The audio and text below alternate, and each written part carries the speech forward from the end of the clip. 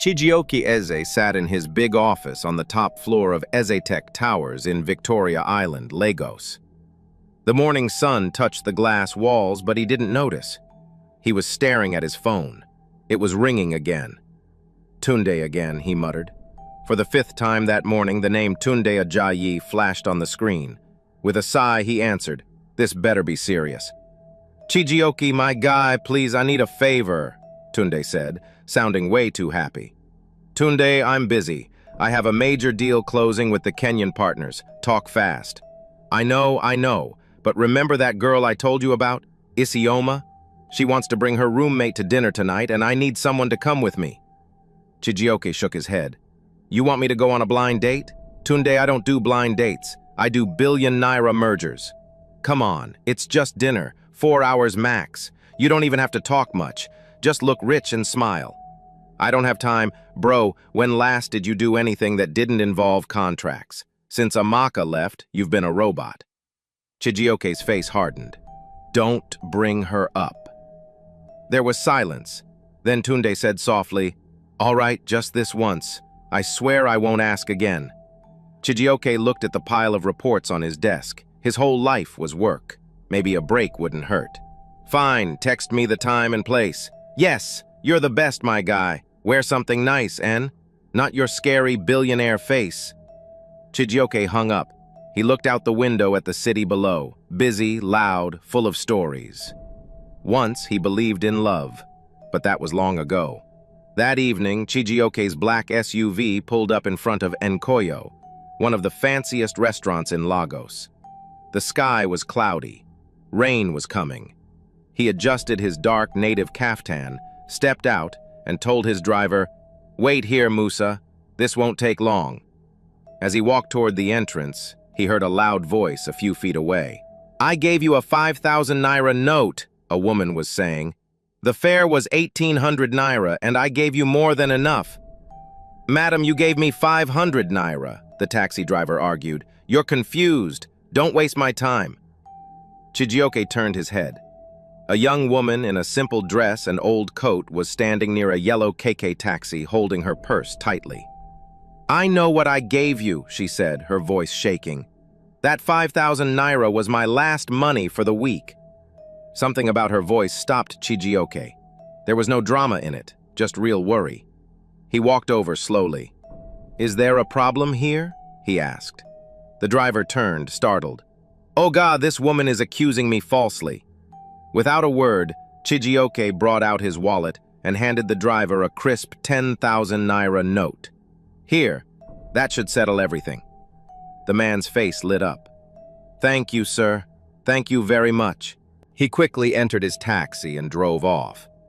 The woman looked at Chijioke, eyes wide. "You didn't have to do that," she said softly.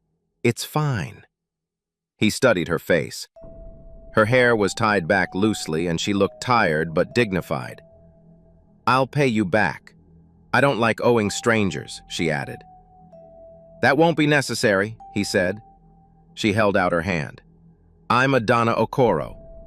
He hesitated, then shook it. Her touch was warm. "Chijioke Eze." "Thank you, Mr. Eze," she said with a small smile. "People don't usually help like that." He was quiet for a moment, still staring at her. "Well, maybe they should." Adana was still adjusting her scarf when Chijioke asked, "Are you meeting someone here?" She glanced toward the restaurant door and sighed. "Yes, my friend Isioma set me up. It's a blind date.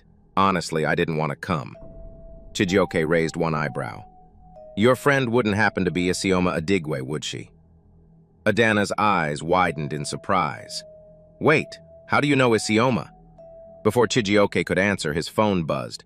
A message from Tunde lit up the screen. "Running late. Stall the girls if you get there first." He looked back at Adana and felt a strange twist in his chest. "I think I'm your blind date," he said. Adana stared at him. Then she burst into laughter. Not mocking, but real, full laughter. "You? No way!" Isioma said he was her friend's stiff, serious workaholic guy who never smiles. Chijioke couldn't help the small smile that tugged at his lips. "She's not entirely wrong." Adana looked embarrassed. Sorry, that was rude. It's fine, he said, amused. I get that a lot. The rain had started falling lightly. Chijioke moved his body slightly in front of her to shield her from the drops. Shall we go inside? He asked. She hesitated. This place looks expensive. I'm not used to places with more than one fork on the table. Chijioke looked at her kindly. Tonight you belong anywhere you want to be. They walked through the tall glass doors together. Inside, the restaurant glowed with warm lighting. Waiters moved like dancers and soft jazz played in the background. Adana's eyes swept across the room with wonder. Chijioke told the host they were a party of 4. They were led to a quiet table near the window. As Adana sat down, she looked around and whispered, I've passed this place so many times, but never imagined I'd step inside. Chijioke simply watched her. There was something refreshing about the way she didn't pretend. No performance, just honesty. For the first time in years, he felt something new.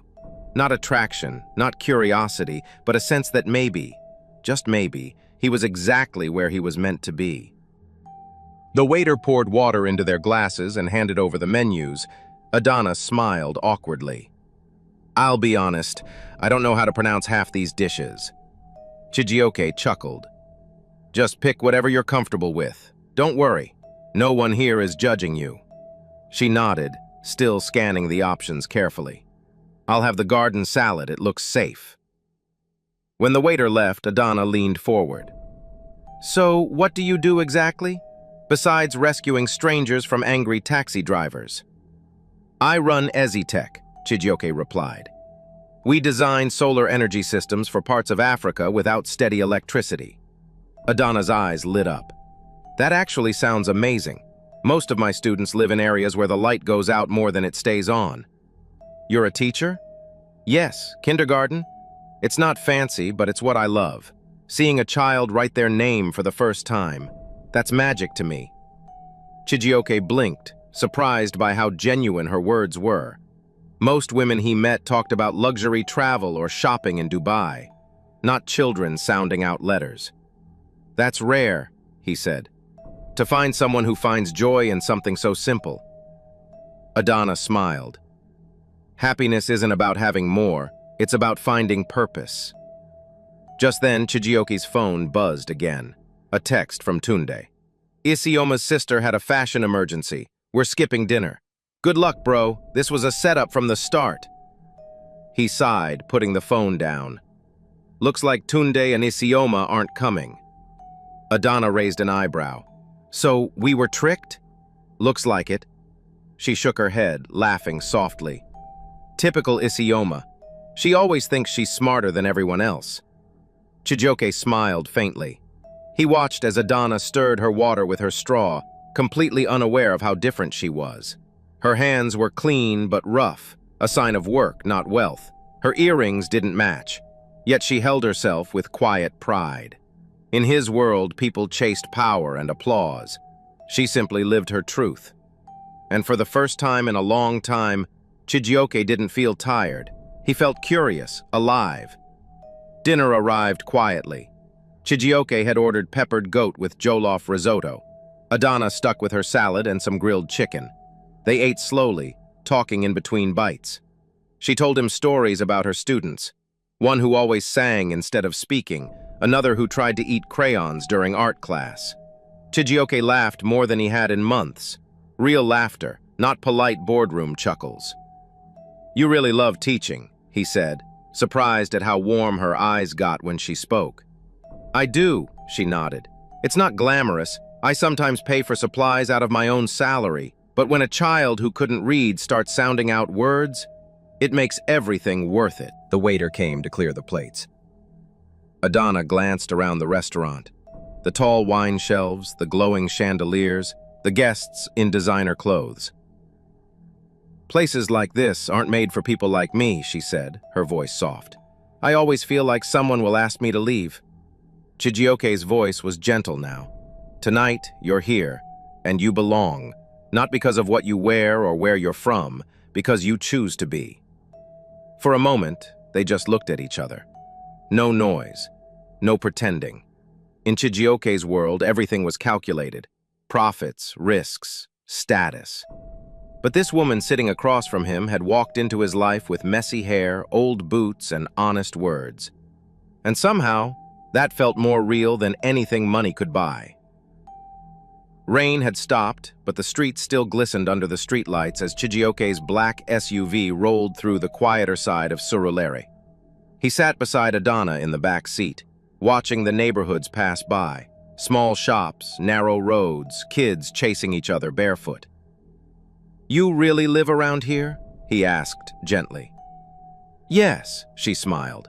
"5th floor, old building, noisy neighbors, but it's home." Chijioke glanced at the apartment blocks ahead. Faded paint, tiny balconies, clothes hanging to dry. So far from the polished marble of Izatec Towers or the high-rise in Banana Island he called home. Yet, it didn't feel wrong. Musa parked near a gated compound. The security man waved lazily. Adana turned to Chijioke. "Thank you, for dinner, and for not being as stiff as Isioma said." He chuckled. "Thank you, for being the opposite of what I expected, in the best way." She reached for the door handle, paused. "So, this was a one-time thing, right?" Chijioke looked at her, unsure. He wanted to say something smooth, something clear, but the truth was, he didn't know what this was. "I don't know," he admitted. "I wasn't planning to enjoy tonight, but I did." Adana gave a small nod, then stepped out of the car. "Good night, Mr. Ize." "Good night, Miss Okoro." He watched as she walked through the gate and disappeared into the stairwell. The building was old, the lights inside flickered, but she had walked in with her head high, like a queen returning to her palace. As the car drove away, Chijioke leaned back, staring at the roof of the SUV. He had everything: wealth, power. But tonight, he realized there was still something missing. And maybe, just maybe, he had caught a glimpse of it. 3 days later, Chijioke sat alone in his penthouse office, looking over documents for a merger meeting. His phone buzzed. Unknown number. He opened the message. "Nice pictures of you and the teacher. The press will love seeing Nigeria's coldest CEO smiling for once. Unless you'd prefer to keep it quiet. 3 million should do. Waiting." Chijioke froze. Someone had taken photos of him and Adana walking near her building. His heart thudded. Not from fear, but from anger. He immediately called his head of security, Odu. "I need a trace. Now. Someone is threatening me. It involves a woman." An hour later, Odu arrived. "Sir, it's a burner phone. Clean. No ID. But we'll find something." Chijioke rubbed his forehead. "They know about her. About Adana. This could blow up her life. She's not built for this kind of attention." Odu nodded slowly. "Then maybe distance is best, for her protection, at least until we know who's behind it." Chijioke stood by the window. From this high up, the city looked peaceful. Far below, lives moved like ants. People shopping, walking, living. And somewhere out there was Adana, probably teaching her class, unaware of the storm coming her way. His voice was low. "I've never cared what people said about me, but this could destroy her peace." He clenched his fists. He had faced hostile takeovers and billion naira losses without blinking.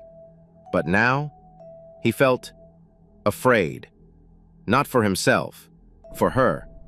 And that feeling, that strange tightness in his chest, told him one thing clearly. Adana Okoro had somehow found her way into the one part of him no one had touched in years. His heart. Chijioke sat at a quiet corner of a small cafe in Surulere, wearing a plain t-shirt and cap to avoid attention. He kept checking the door. Finally, Adana walked in, her face curious but cautious.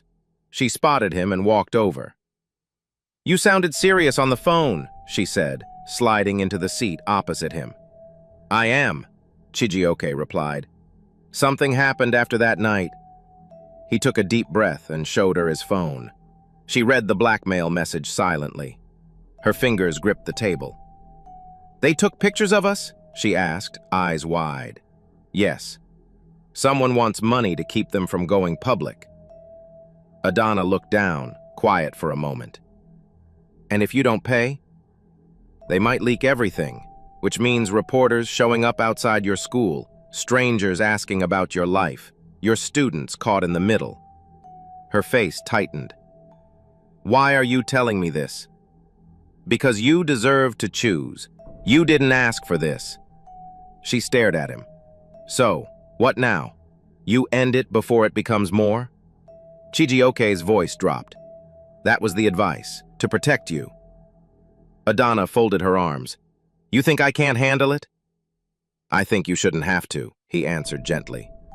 She sighed, then looked at him closely. Be honest with me, Chijioke. Is this real for you, or was I just a distraction from your business life? His eyes didn't move. It's real. More real than I expected. That's what scares me. Adana gave a sad smile. It scares me too, but I've always believed some risks are worth it. For a long time, they sat in silence, not cold but thoughtful. They didn't have answers yet, but they both knew this was something they didn't want to lose. 2 days later, Chijioke called Adana again. There's a charity gala tomorrow night, he said. It's for children's literacy. I thought of you immediately. There was a pause on the line. Me? At a gala? Adana asked, surprised. Chijioke, I don't even own anything fancy to wear. Then borrow from Isioma, he replied. You don't have to impress anyone, just be you. She laughed softly. You're very persistent. Only when it matters, he said. The next evening, Chijioke arrived in a black tuxedo. When Adana stepped out of her building, he couldn't speak for a moment. She wore a simple, fitted navy gown from Isioma's wardrobe. Her hair was pulled up, her smile shy. You look beautiful, he said finally. Thanks, she blushed. Isioma said the dress is from a clearance sale, but I feel like a queen. They arrived at the event hall in Ikoyi. The venue glittered with chandeliers and soft music. Wealthy guests mingled, holding champagne glasses and exchanging polished greetings. Adana held tightly to Chijioke's arm. Are you sure I belong here? Completely, he whispered. As the evening went on, Chijioke introduced her to several important guests. She spoke about her students with honesty and passion, surprising everyone with her warmth. Suddenly, the host took the stage. Tonight, we want to recognize someone whose dedication to young children has inspired us. Her creative reading sessions at Kingsway Primary in Surulere have brought joy to many. Adana blinked in shock. Please welcome Miss Adana Okoro. Her eyes widened. What? No one told me this? Chijioke smiled beside her. You deserve it. Nervous, Adana walked up. She faced the crowd, hands shaking slightly, but her voice held steady. I'm just a simple teacher, she said. But I've seen how books change lives. Every child deserves that magic. The crowd clapped, some standing. Chijioke watched from his seat, heart swelling. He'd been to hundreds of galas, shaken hands with presidents, closed billion-naira deals, but nothing had moved him like watching Adana speak from the heart. She wasn't just different, she was unforgettable. As Adana returned to her seat, glowing from the applause, a familiar voice cut through the soft music. Chijioke, it's been a long time. He turned. There stood Omotola Banjo, his ex, elegant, flawless, and just as cold as he remembered. Omotola, he said flatly, didn't know you were in town. She smiled, resting a hand on his arm. I flew in last night. I heard about the gala and had to come. I miss us. Adana, noticing the tension, walked up quietly. Omotola turned, giving her a once-over. And you are? Adana Okoro, she replied calmly. And you must be Omotola. Omotola's brow lifted. The school teacher? That's cute. Chijioke stepped in, voice sharp. She's the woman being honored tonight, and she's done more good than half the people in this room. Omotola's smile faded. Interesting. She walked away, heels clicking. Adana exhaled. "She doesn't scare me," she said. "But I can see why she used to scare you." Just when Chijioke and Adana thought things were going well, a storm was coming. Omotola, Chijioke's ex, is back. But is she here for love or to cause trouble? What will happen next? My besties. If you want to find out, please subscribe and turn on notifications so you don't miss part 2. And if you want me to write the next part soon, type "We need part 2" in the comments below. The story is just getting started. Stay tuned. "My baby is dying, please save him," a poor woman said, and a millionaire was watching. What he did shocked everyone around. The rain fell hard over Lusaka, pounding the streets like a drum. Water flowed in rivers down the gutters, thunder rumbled in the sky, and cold wind sliced through the air like a knife. Outside a glowing, expensive restaurant, a woman knelt in the mud. Her name was Simone, and she held her little son close to her chest. His body shook with seizures, his lips had turned purple, his eyes were half open, staring at nothing. "Please," Simone sobbed, clutching her boy tighter. "Someone help me. He's dying." The fine people inside the restaurant didn't hear her, or maybe they chose not to. They sat in comfort, sipping wine, laughing, eating warm food. No one looked outside. No one saw the mother crying in the storm. Simone's coat was thin and soaked. Her hair stuck to her face. Her knees were buried in the wet ground. Still, she refused to move. Her child was all she had left. Just then, a black SUV rolled up to the curb. The windows were tinted. The engine was quiet. Inside sat Michael, a rich tech businessman. His suit was clean, his hands rested on his lap. He was ready to go home. He looked out the window and froze. There she was, a woman, a child. The child was trembling. The woman was crying. Simone looked straight at him, eyes wide with fear. She stood and stumbled forward, waving her arm. "Please, sir," she cried. "Please help my son. He's not breathing well. I don't have a car. No one is stopping. Please, I'm begging you." Michael didn't move at first. He wasn't sure. Was this real? Simone pressed her hand against the glass. Her voice broke. "He's all I have. Please don't let him die." Michael looked into her eyes. Something in him shifted. The storm still raged, but inside that SUV, silence. And in that silence, a decision began to grow. Michael stared at the woman through the rainy glass. Her hand was still pressed to the window. Her lips trembled. Her eyes were red. He didn't open the door. Not yet. His voice was calm but sharp. "Is this a scam?" Simone shook her head quickly. "No, please, just look at my son." She moved aside so he could see the child in her arms. The boy's small chest shook with every breath. His fingers were stiff. His body was getting colder by the minute. "I don't have time to lie," she said.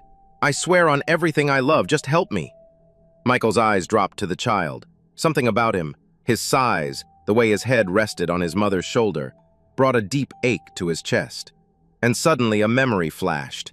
He was just a boy, sitting on the cold floor of a hospital. His mother had collapsed in front of him. He had begged for help. No one had listened. The nurses wanted money first, but they didn't have any. She died that night. Michael blinked. Rain hit the window harder now. His chest rose and fell. Then he moved. He hit the switch. The SUV door unlocked with a soft click. He stepped out into the rain without a word. "Driver," he called out, "open the back seat, now!" The driver quickly obeyed. Michael walked over and knelt beside Simone. She was soaked and shivering. "Give him to me," he said gently. Simone hesitated, then carefully placed her son in his arms. Michael held the boy close. "Get in," he said. "We're going to the hospital, now." Inside the SUV, Simone climbed into the back beside her son. The child whimpered faintly.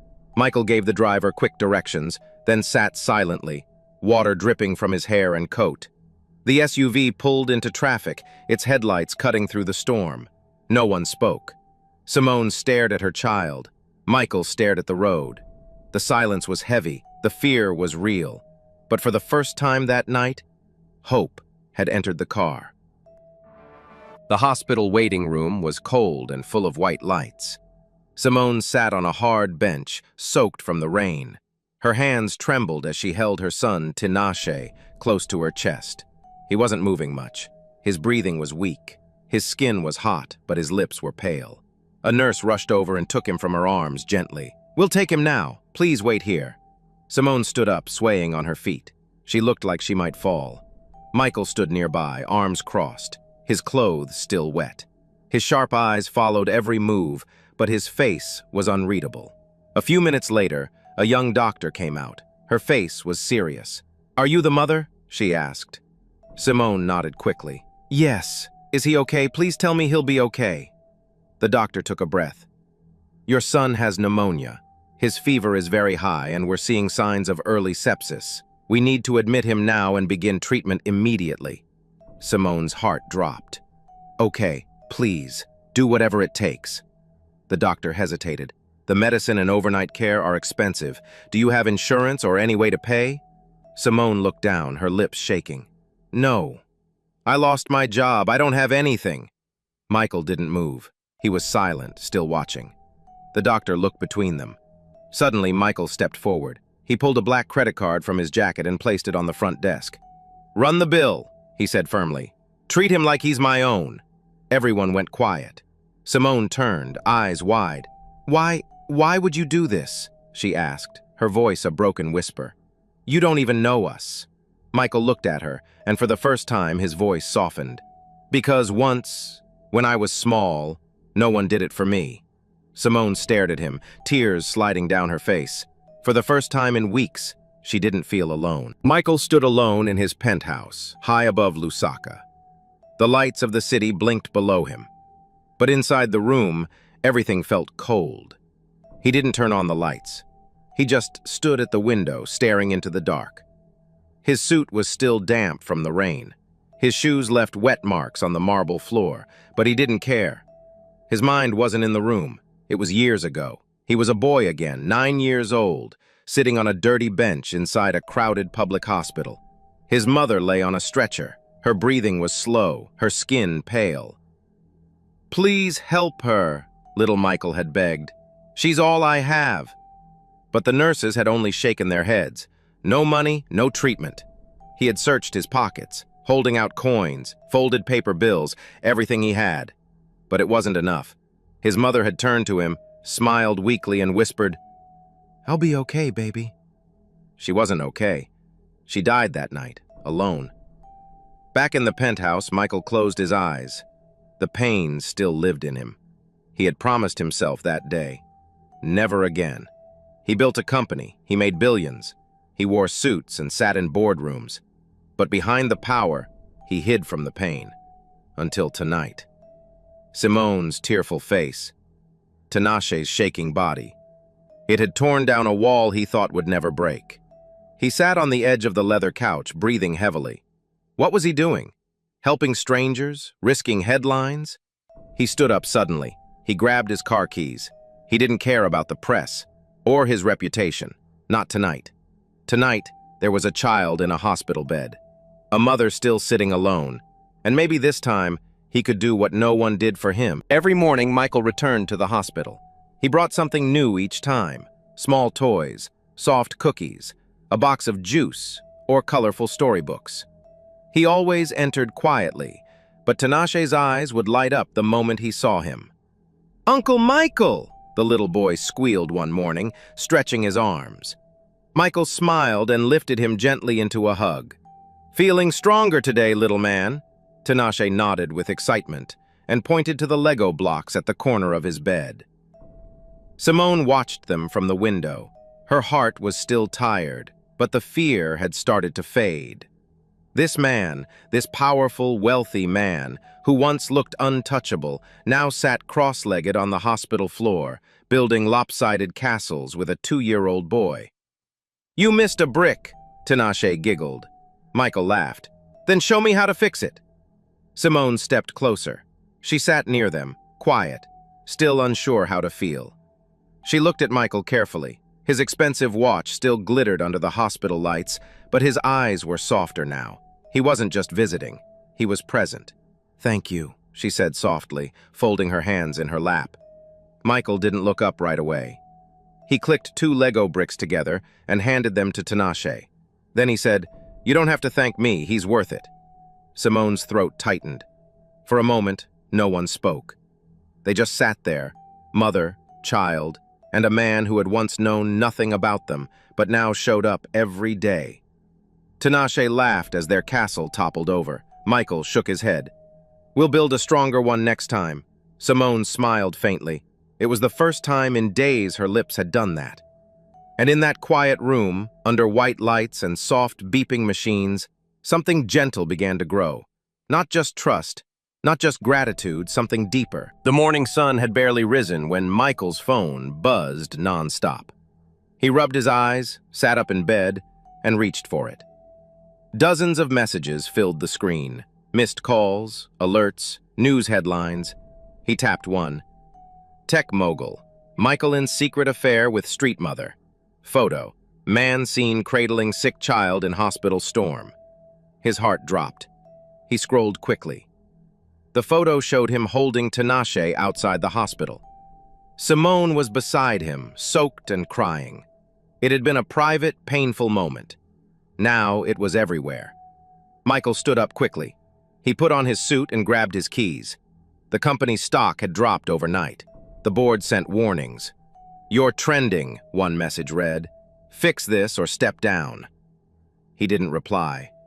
Instead, he drove straight to the hospital. Simone was sitting by Tinashe's bed, reading a story. She looked tired, peaceful, until she saw his face. He burst into the room, voice hard. "Did you do this?" he demanded. "Did you set me up? Are you using me for fame? For money?" Simone blinked in shock. "What?" "No," she said, standing slowly. "I didn't tell anyone anything." Michael raised his phone. "Then how did they get this? Who took this picture?" Her eyes filled with tears. "I don't know. I swear to you, I never asked for your name. I never wanted this. I just wanted help for my son." He stared at her for a long, heavy moment. Then something inside him shut down. The warmth was gone. The walls came back. Michael turned without a word and walked out of the room. Simone's voice followed him. "Please don't go. Please don't believe I'd do this to you." But he didn't stop. The man who had opened his heart just days ago was gone, and the silence he left behind felt colder than any storm. It was late at night. The hospital halls were quiet, filled only with soft beeps and the low hum of machines. Simone sat beside Tinashe's bed, her hands gripping the thin blanket. Her eyes were puffy from crying. Her son had just suffered another seizure, worse than the last. His little body had shaken so hard, she thought he might stop breathing. Now he lay still, weak and pale. A new IV dripped slowly into his arm. Simone didn't move. She stared at the floor, her heart broken all over again. "Please stay with me," she whispered to her son. "Don't leave me too." She didn't know that Nurse Moyo had quietly stepped out and made a call. She had seen the way Michael looked at this child. She knew he cared, even if he had walked away. Now, footsteps echoed down the hallway. Simone didn't look up until a familiar voice broke the silence. "Can I sit here?" Michael asked gently. Simone gasped and turned. He was there. His suit jacket was off. His shirt was wrinkled. He looked tired, but he had come. She stared at him, her voice shaking.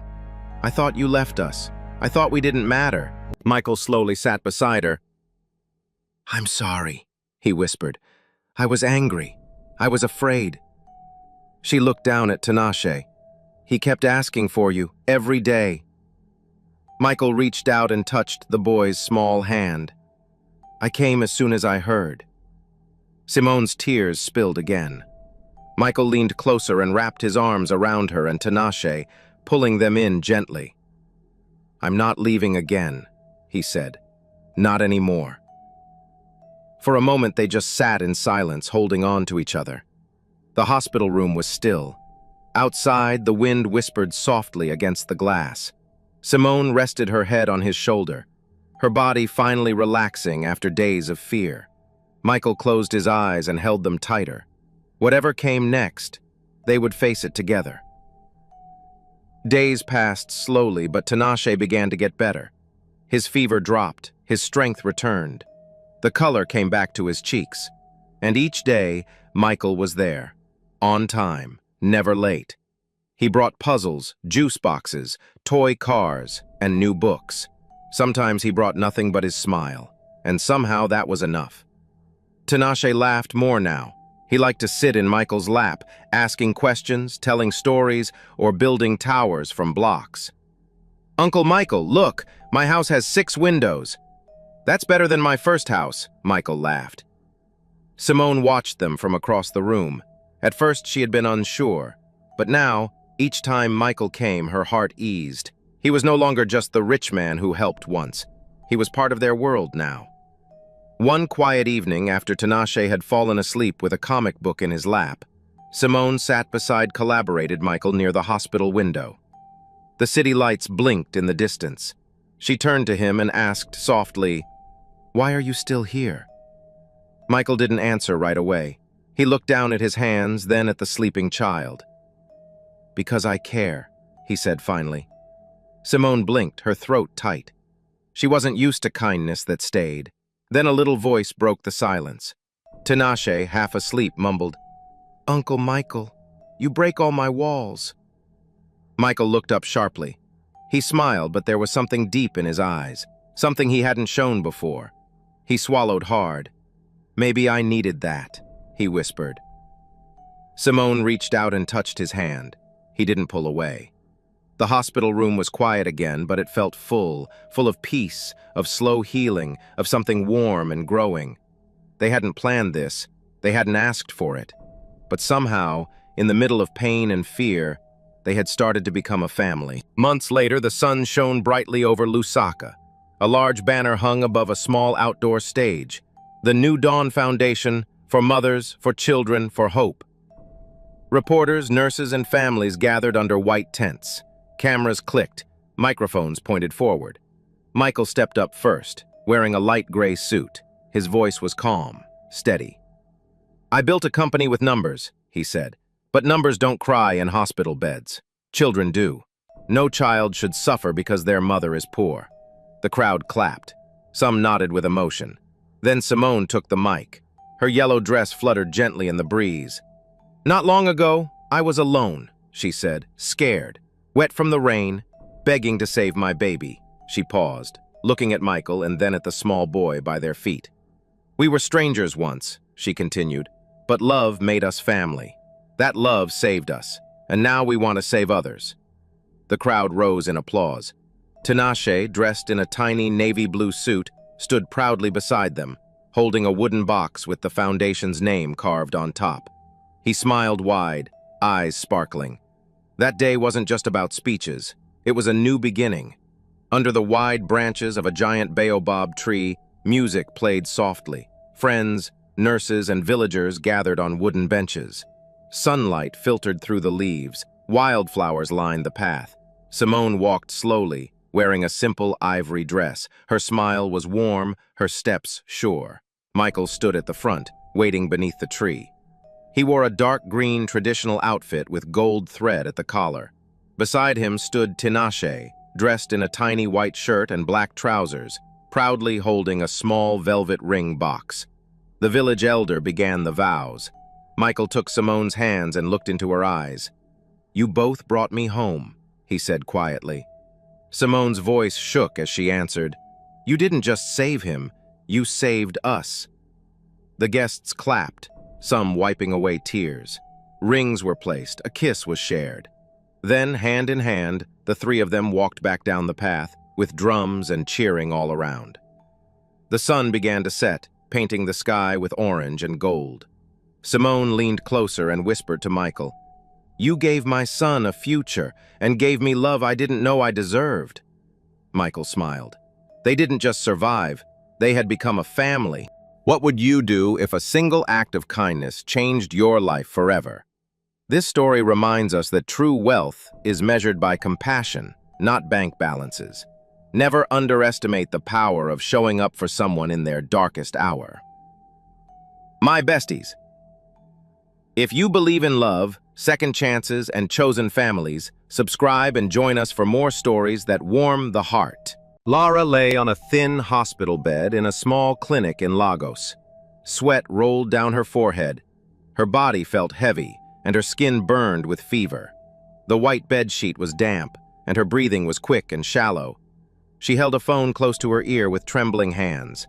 Her voice was weak, but she tried to speak clearly. "Hello. I'm so sorry," Lara said, her voice shaking. "I've been preparing for this interview, but I'm very sick. I'm in the hospital right now. Please. I truly want to come—" A cold voice cut her off on the other end of the line. "Ma'am, we do not reschedule interviews. If you are not here at the exact time, your application will be canceled. Thank you." Click. The call ended. Lara slowly lowered the phone. Her arm dropped to the side like all her strength had left her. She stared up at the cracked ceiling, blinking back tears. "Please," she whispered, her voice barely a breath. "Please don't take this chance away from me. My daughter, she deserves a better life." In the corner of the room, a little girl sat quietly on a plastic chair. Her name was Lily. She was 5 years old, with big brown eyes and short curly hair tied with blue beads. Her feet swung above the floor as she watched her mother.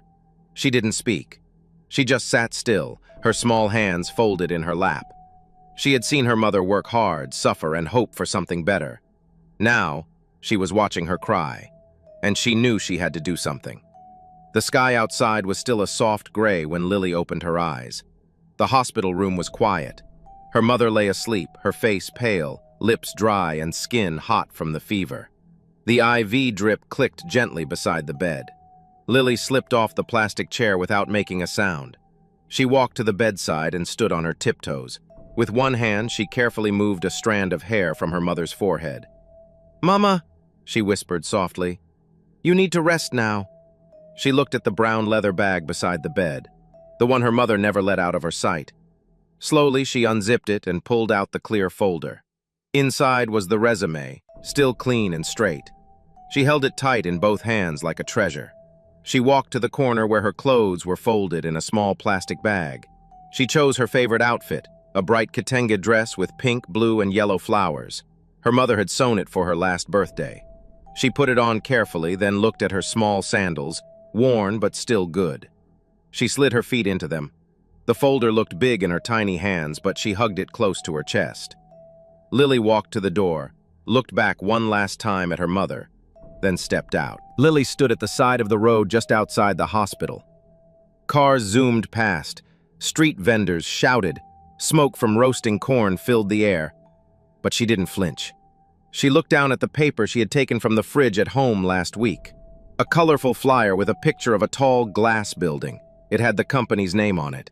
Mabaso Group Holdings. And right beside it was a small number her mother had circled in red ink.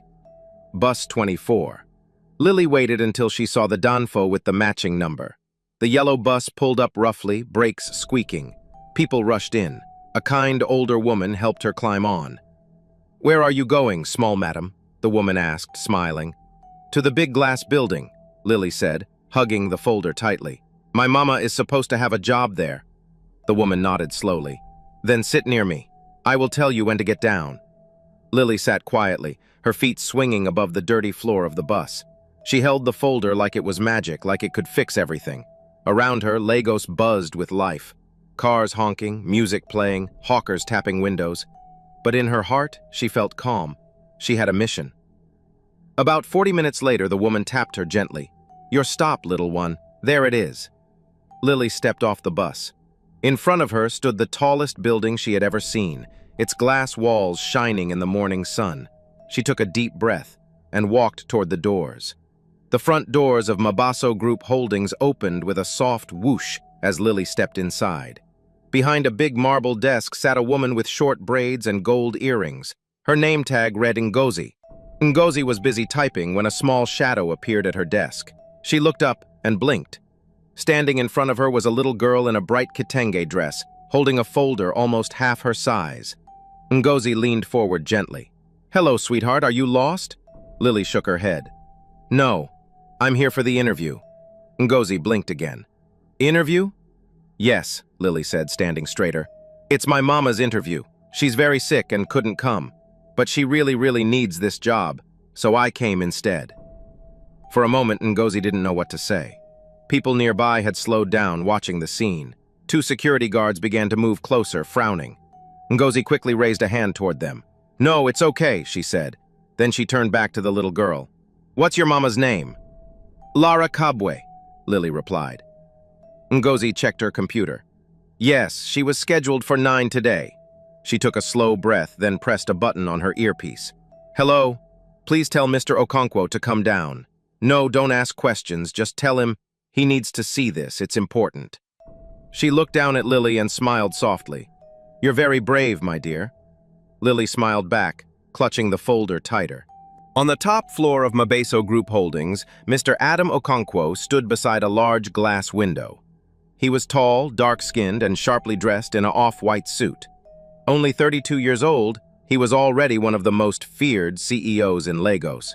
People said he didn't smile, didn't waste time, and didn't care much for anything outside business.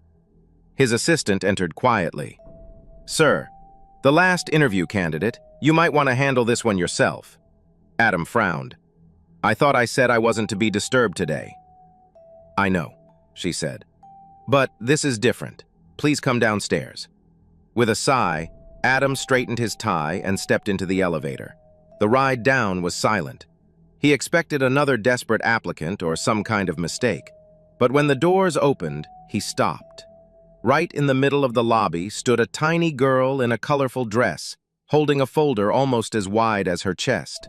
Her back was straight. Her eyes were steady. She turned and looked up at him. "Are you the boss?" she asked. "I am," he replied slowly. Lily stepped forward and handed him the folder with both hands. "This is my mama's. She was supposed to come, but she's very sick, so I came instead." Adam raised an eyebrow, surprised. "Why would you do that?" She lifted her chin, voice clear. "Because Mama deserves more than pain." The words hit him like a quiet hammer. He looked down at the folder, then back at the child.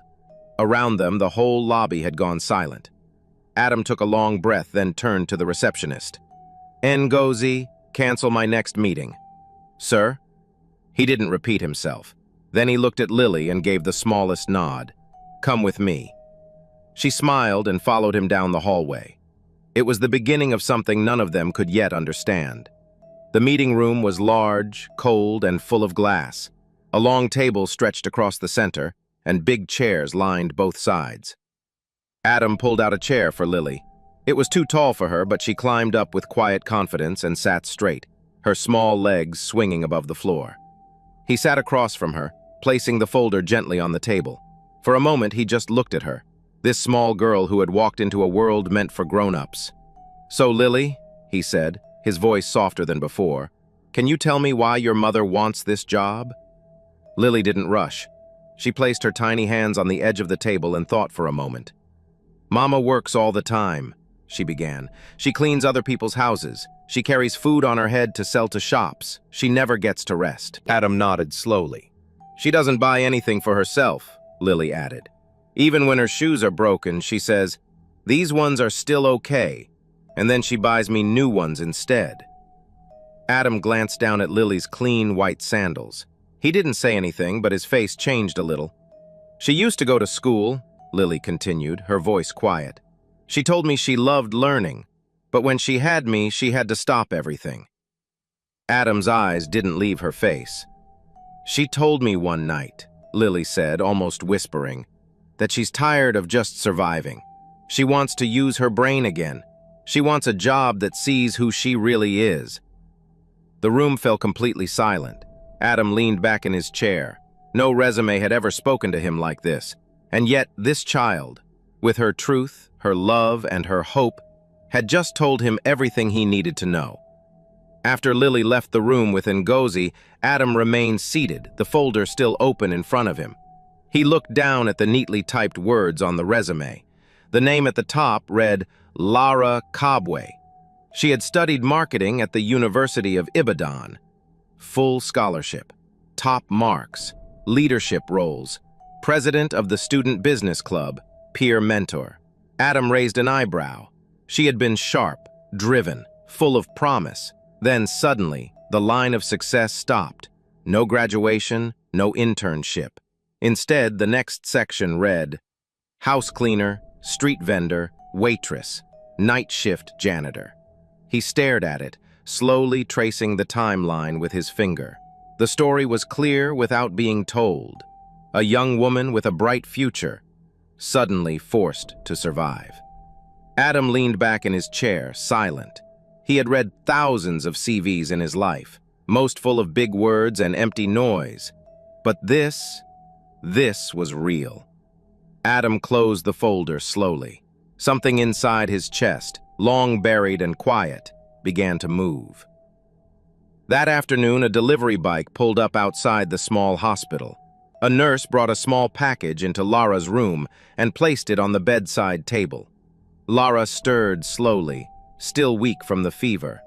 Her eyes opened halfway. Then she saw it. A neat bouquet of soft, colorful wildflowers stood in a glass jar beside her bed. Next to it was a small box wrapped in clean, cream-colored paper. A note leaned gently against it. Her hands trembled as she reached for the card. The handwriting was simple and neat. To the strongest woman I've yet to meet, Adam Okonkwo. Inside the box was a small pack of cold chocolate milk, her daughter's favorite. Lara sat up fast. Her heart began to race. "Lily," she whispered. Her eyes darted around the room. The chair was empty. Panic filled her chest. She grabbed her phone and quickly searched through her folder for the number on the company flyer. Her fingers shook as she dialed. "Hello, Mabaso Group Holdings," came a calm voice. "This is Ngozi speaking."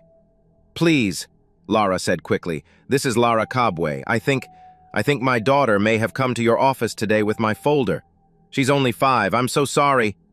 Ngozi chuckled softly. "Don't worry, Miss Kabwe," she said warmly. "Your daughter is safe." Lara's throat tightened. "In fact," Ngozi continued, "she may have just earned you a second chance." Lara said nothing. She was too stunned to speak. The next day, a message was sent to the hospital. Mabaso Group invited Lara Kabwe to come in for a formal interview. Lara's fever had gone down, but her body still felt weak. Even so, she didn't hesitate. She washed and dressed carefully. Her skirt was simple, her blouse a soft navy color. She brushed her hair back into a neat bun. Her shoes were old but clean. Lily held her hand as they stood outside the glass doors of Mabaso Group Holdings. "You'll do great, Mama," the little girl whispered. Lara smiled, holding back tears. "Because of you, my love." Inside the building, the receptionist, Ngozi, greeted her with a warm smile. "Miss Kabwe, welcome. Mr. Okonkwo is expecting you." Lara followed her through quiet hallways. Her heart pounded with every step. When the door to the executive office opened, Adam Okonkwo stood by his desk. He looked different this time, less sharp, more human. He stepped forward, offering a firm handshake. "Miss Kabwe, I'm glad you're feeling better." "Thank you, sir," Lara said softly. Adam smiled gently. "Your daughter gave the most powerful interview I've seen in all my years here." Lara looked down, her cheeks warming. Adam pointed to the chair across from his desk. "Now," he said, "I'd like to hear from you." Lara nodded slowly, sat down, and opened her folder. This time she would speak for herself. A week later, Lara Kabwe walked into Mabaso Group as a junior associate.